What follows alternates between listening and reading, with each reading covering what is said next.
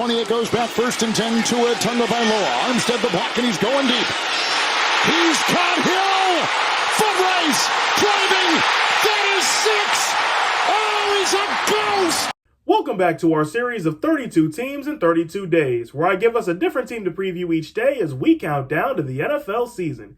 We are 15 days away from kickoff, and today we're talking about the Miami Dolphins. Last season in South Beach was one you'd need to get away from. Miami went 8-9, 3 wins less than 2023, finished second in the AFC East behind Buffalo, and missed the playoffs for the first time since 2021. And over the spring, some players took their talents out of South Beach, like Calais Campbell to Arizona, Emmanuel Ogbah to Jacksonville, and Braxton Berrios to Houston. But the Dolphins also made some moves, picking up Minkah Fitzpatrick from Pittsburgh, Nick Westbrook-Ikhine from Tennessee, and Willie Gay from New Orleans. Now let's see how the Dolphins did in the draft. Miami made 8 picks in this year's draft, 5 on defense, 3 on offense, and a draft class that looks like this. Kenneth Grant from Michigan, Jonah Sava-Inaya from Arizona, Jordan Phillips from Maryland, Jason Marshall from Florida, Dante Trader also from Maryland, Ollie Gordon from Oklahoma State, Quinn Ewers from Texas, and Zeke Biggers from Georgia Tech. According to ESPN, here's the Dolphins' projected Week 1 starters as they head to Indianapolis to take on the Colts.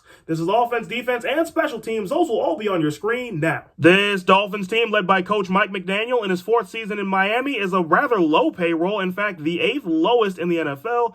They also don't have a lot of cap space. There's only 4 teams that have less, and they're a young bunch too, the 6th youngest team in the NFL. My big question for the Dolphins is this the end of the line? This is a pivotal year in South Beach. The Dolphins get it right, they could be set up for the future. They get it wrong, and they may have to burn it all to the ground. Tua, Mike McDaniel, they're all on the line here. And the Dolphins don't get much of a break in terms of the division or the AFC.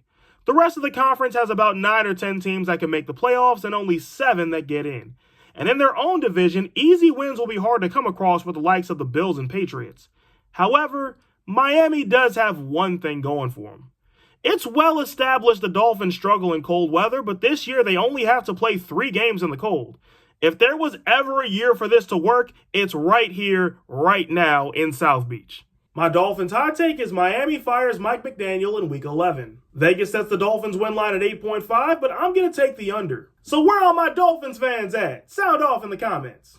And for everybody else, did I get to your team yet? If I did, they'll be in the 32 Teams in 32 Days playlist, which can be found on my channel. But if not, don't worry, I will get to them. In fact, I might even talk about them tomorrow. Only way to find out is leave a like and subscribe, help me get to 5,000 subs, and come back for the next installment. But until tomorrow, I'm the voice of Evan, and remember to always keep the vibes high.